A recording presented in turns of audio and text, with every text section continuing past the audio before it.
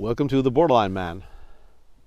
The second attempt of recording this. I lost track in the first video, so I decided to do another one. Strong emotions and getting annoyed with things. I try to avoid this as much as I can. It's nothing I seek out intentionally in any way, and it bothers me and annoys me. I know the irony of that, but it annoys me when people want me to feel greatly about things I don't. We had this assignment in school for a while back now where I think it was meant to trigger an emotional response in us, and in me I was more annoyed with the assignment than I was with the thing the assignment discussed. It was a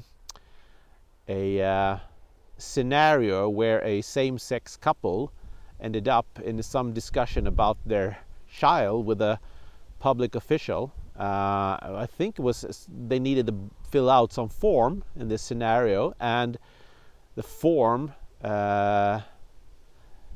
demanded that one person was regarded as a he and another as a she, as being parents. And yeah, I can get that it's annoying. You end up seeing these papers, but there are, in many cases, actual reasons for these papers. Legal reasons regarding who is the biological parent. Because in the end, biology is a non-debatable topic when it comes to who is the parent. So there needs you need a male and a female to create a child, and these two people will share an equal responsibility of this legally. And there's also the medical reasons, because there's a lot of genetical diseases that you need to be able to maybe understand where your parents and grandparents come from and their background and their medical history to so on. And this is not just because of your decisions in life that this becomes relevant, because you might, as in this case, have a child, and this child might inherit a disease or a condition from your grandparents, and this child has a right to know these things, because some conditions are like aneurysms, for instance, aorta aneurysms. They are problematic and should be monitored is the word I'm seeking, carefully, because there is a great inheritance variable in this. And I'm sorry, but as a parent, you don't have the right to decide of your child's needs in this. I think it is okay for the society in general to just step in and say, no, a child has a right to know about these things and to keep track on these things and their children and so on, because yeah, there can be preventative steps to make sure that these things are less dangerous. So that's one good reason for this couple to actually say that, yeah, okay, we need to list a mother and a father, regardless of who we are and living. I mean, I know a same-sex couple can adopt a child, and I'm completely 100% okay with this. That's not the topic here. The topic is the self-absorption of this couple, that they couldn't really understand why a declaration of this was needed. Because if you look at society in a sociological perspective only, then these things will blind you. I think you will get a narrow perspective on things. And It's very selfish also in my book. Also, they weren't denied anything. This is the interesting part. There was no information in this assignment that they were denied anything. It was just they reacted to the form being quite archaic in its shape, and they got offended by this. And then in return, some of my course mates got offended by this. I think that was the point of this. And yeah, don't tell me when I should get offended by stuff and not. I have a lot of things that bothers me in life, and I choose where and when I get offended by things. And of course, like anybody else, if I can relate to it personally, it will get easier to do it. And I can't relate to this personally. But even, and I've ended up in these moronic legal things personally as well. But hey, it's all about the outcome, and it's all about the intention in my book, and not anything else. So, in the last, I don't know, 10 or 15 years, I've decided to, if I can't change things, if they don't affect me, then I should try to avoid getting offended by them. And this is a typical topic of this sort. Why am I offended by this thing? I'm not offended by the same-sex couple getting offended. What I am offended about is that is assignment in course we did, and we are expected to feel a certain way about this and empathize completely with this couple. I mean, in my book, if I handled this in some way, I would say to them, hey, it's not a problem, okay?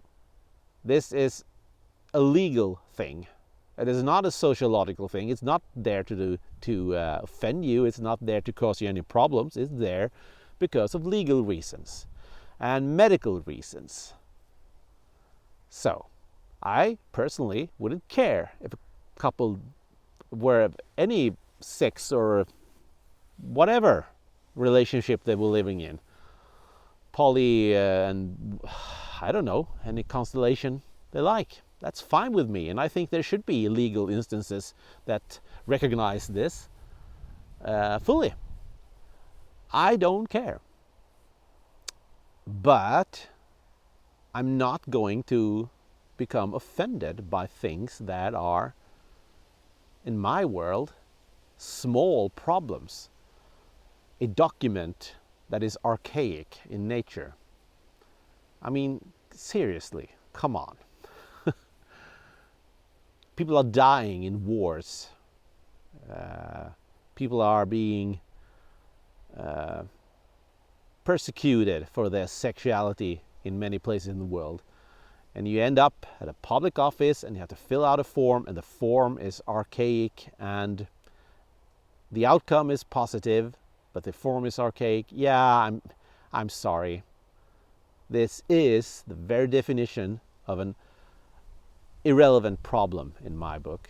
And sure, you can get offended by this if you want, and you can get offended by me if you want, but I don't like it when we demand responses, emotional responses from people around us in line with our own emotional response.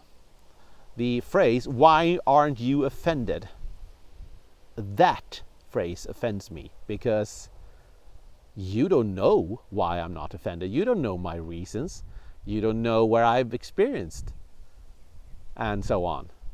And I have no responsibility to have emotions about things because you wanted to. I'm not preventing you to having an emotional response, but I am choosing my own. And I think that is how things should be.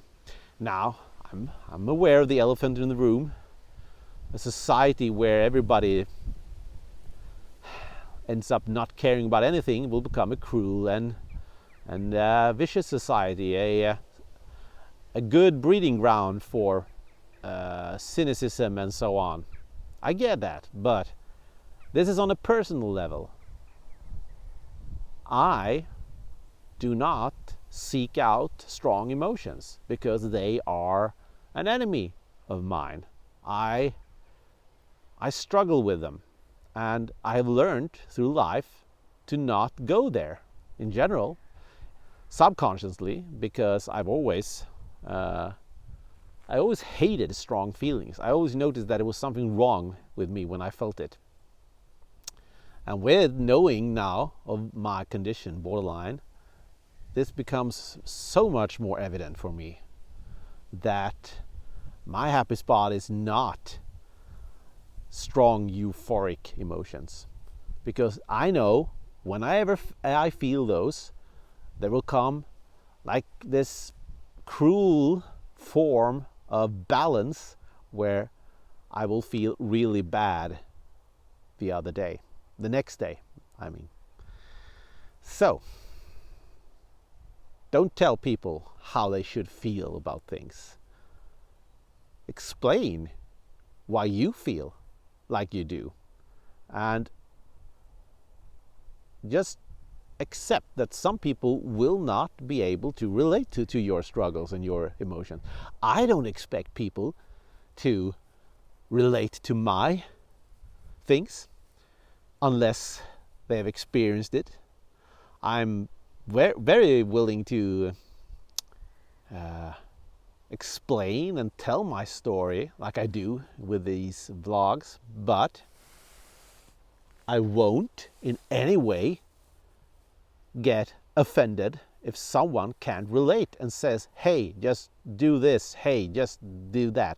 I will just respond to them, because just that's what you should do. You should respond if something annoys you, of course, but you shouldn't expect others to be able to always agree with you and always feel like you do. That's not how anything works. Nothing in the universe works that way, and shouldn't. Well, a bit of a controversial topic perhaps, but it's been my lifelong pet peeve of mine when people tell me how I should feel about things. It's just the way I am, and you might like it, you might dislike it. You can let me know in the comment section at your own risk. I might respond with emotions and annoyance, or I might just not care, which is the healthy way I should react to things. Anyways, this is the Borderline Man signing off.